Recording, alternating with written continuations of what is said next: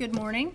I'm Janice Leonard, and I'm a member of the Bartlesville Public Schools Foundation. I'm joined by three other people from the foundation today. I've got Lori Silver, who is the incoming committee chairman for the classroom grants, Jay Winsel, who is returning committee chair for the experts in residence, and I head the professional growth committee. And on behalf of the board, Blair Ellis, our foundation executive director. So on behalf of the foundation, I appreciate your taking time today, and more than anything, on behalf of the foundation, we appreciate your dedication to educating the youth of Bartlesville. So the way we want to do this is I have about a 14-minute prepared presentation. I'll go through that. You can enjoy your pizza. You have a handout. It's going to have almost everything I am going to cover today, so you don't necessarily need to take notes. Didn't you love that in college if the professor gave you the notes? You didn't have to take them down yourself.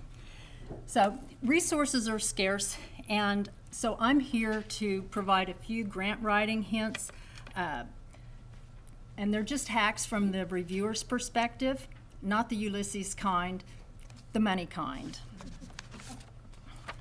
First, a short review about the Bartlesville Public Schools Foundation. We award more than $46,000 a year in grants to teachers. In addition, we partner with Bartlesville Public School District and the community leaders to raise funds for other new programs. We honor outstanding teachers through the past teachers through the Educators Hall of Fame and the Teacher of the Year ceremony, in addition to sponsoring the State of the Schools, which is coming up soon, and some other individual teacher appreciation events.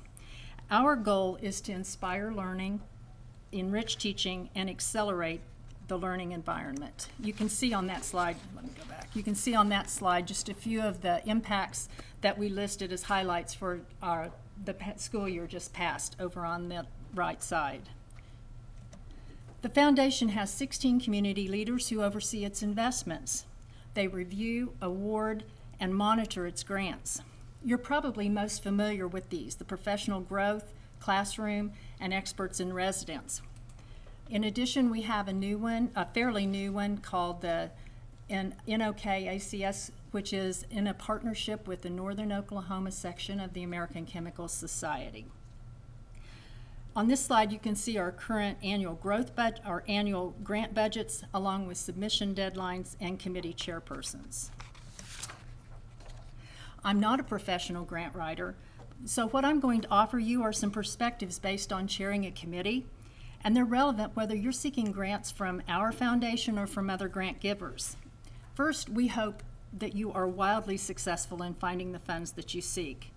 So to start, be prepared. Before you write, have your grant request project plan in place and all your permissions secured and lined up. Spend time thinking about the businesses, foundations, and agencies that target the types of projects you're seeking to fund. And then do some online research. Those most likely to fund you operate in your community or in your region, or they may be dedicated to your cause or to your issue. Look at their giving history for an idea of whether you would even qualify. For example, we're dedicated to the success of all learners at the Bartlesville Public Schools. We fund curriculum, academic activities, enrichment at school and on campus. We do not provide grants for the underserved or socioeconomic need or away from school programs. There are many worthwhile grant-giving agencies that do that. Dive into their websites. Look at their grants funded in the past 3 years, like you can on our website. Look for suggested narratives for your grant writing. Look for the rubric, and then double check the schedule to make sure that their giving schedule dovetails with your project. Dive into insights for peers, students, parents, and associations. For other sources, grantwatch.com is one. You can also contact our executive director or the site ambassadors, who are board members that are representatives to each of your individual schools. But remember, grant giving is a competitive process. You can't see your competition. If you do receive a decline, don't let it bury a great proposal. Refine your application and apply again. When you write your application, here's some tips to keep in mind. First and foremost, convey your enthusiasm. Let your passion show. Describe colorfully how beneficial this project's going to be. Study the rubric. That's the scorecard your reviewers are going to use. Explain your project, define terms, spell out acronyms, avoid jargon. Be specific about your takeaways, scores, skills, benefits. You only have one opportunity to plead your case, and that application is your voice. So make it the most appealing one among your competitors. Proofread it after you finish it before you click submit. Make sure you wrote what you were thinking. But here's your big aha. Your reviewers are probably not educators. Help them understand how your project ties into curriculum or student learning or district goals. Our foundation's rubric, which is posted on our website, bpsfoundation.org, is divided into 5 categories, and you can see them on that pie chart. Curriculum enhancement, objectives, impact, expenses, and then one category that's a little split, need or leadership development. Classrooms and experts in residence categories have that need for project. The professional growth rubric focuses on leadership development. These categories provide the format for organizing your grant application, and together they form the scorecard. The maximum score is 80 points, and generally speaking, it takes about 60 out of 80 points, or about 80% to be approved for funding. But remember, the committee has discretion to recommend reduced funding, or they may need to come back and ask for clarifications or adjustments. Keep these suggestions in mind when you write your application. They're organized by our rubric, but they're relevant to other grant makers as well. The more innovative, unique, and creative for enhancing and enriching curriculum, the better the chances to be funded. Make sure your objectives are specific and describe your outcome. List those expected outcomes, but better yet, bullet point them. For the most bang for the buck, most grant makers want that benefit dispersed as widely as possible. Describe the who, what, when, where, and how peer-to-peer knowledge sharing will be handled, resources shared, or continuation years planned. Reach out to your peers across grade levels and sites if relevant.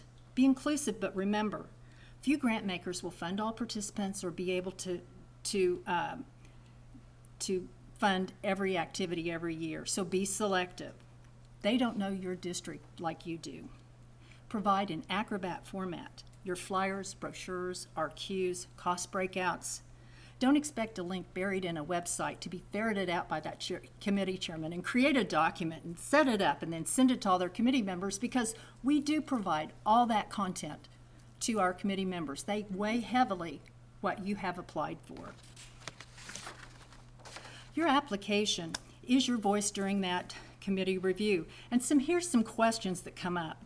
You want to do everything you can to anticipate these questions and help those reviewers say yes. Your rubric's your starting point.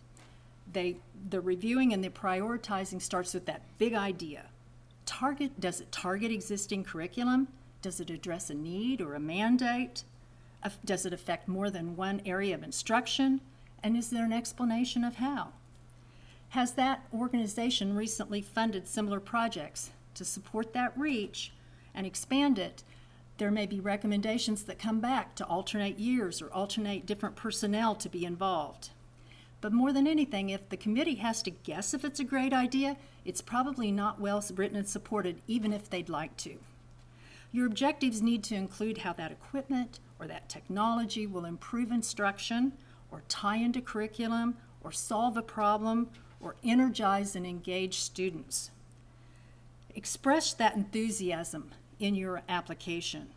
Did they say can we determine who's going to champion it? How are those outcomes and results going to be defined and measured? If you're going to a conference or requesting a conference, you want to specifically point out what focus or takeaways are there and how it will be applied. Impact and expenses causes some of our biggest discussions. We may see the desire to share knowledge, but it may lack specifics. The impact's easiest to understand if it's quantified: number of students, number of sites, across grade levels, training other teachers. Is the impact short-term or long-term? Does it cross disciplines or learning styles? Does this project meet a need? Did the applicant explain how that training or experience will help them be leaders or trainers or help the teaching team stand out? And can we tell how and when peer training and coaching will occur? And is it reasonable to believe that can be effectively done? You know, grant committees have three choices. They can approve a request, decline a request, or offer reduced funding. The areas that we reviewers struggle with most frequently is expense. In the case of professional growth, it may be travel costs. We will have the other committee chair come up and they'll be able to take questions and specify what their heartaches are too. For any type of grant, the percent of that total grant budget that committee has is going to weigh heavily on how it's scored. Because for those that we fund, there's others we don't. Has the applicant tried to find other funding sources? Locating multiple sources to defray that cost makes it easier to score high. Did the applicant offer any options to reduce cost? Grant makers can exercise discretion, and they can offer advice.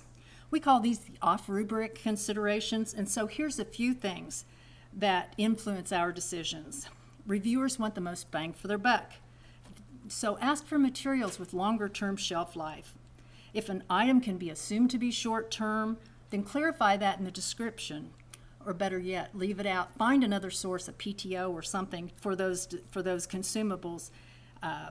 Some applications have a great benefit, but maybe the application's not well written or supported or explained. And if that's the case, don't let one decline bury your idea.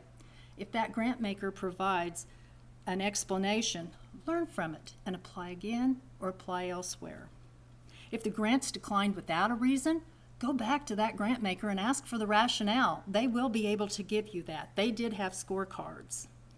Did the request come with the need to rush it through? You know, sometimes opportunities are truly last minute, but if it looks like it's a case of procrastination, it's not going to plead your case very successfully. Do try to find other funding, even if you don't have it in the bag. When you apply, it shows that initiative to champion that project. Include all the files and links in that Acrobat file format. The JPEGs are slow to load. They're huge files. It makes it hard for us to email. We all have email limitations. And then don't bury your links. So that kind of wraps up the overview that I had for you today. You can see here some of the coming events we have for the foundation. Everything from the State of the Schools on August 7th to the bond issue on August 13th. We have other events during the year that's just for review. Also a brief reminder that we have an internet presence on bpsfoundation.org as well as Facebook for content and then contact information for Blair. So we want to thank you for your interest today.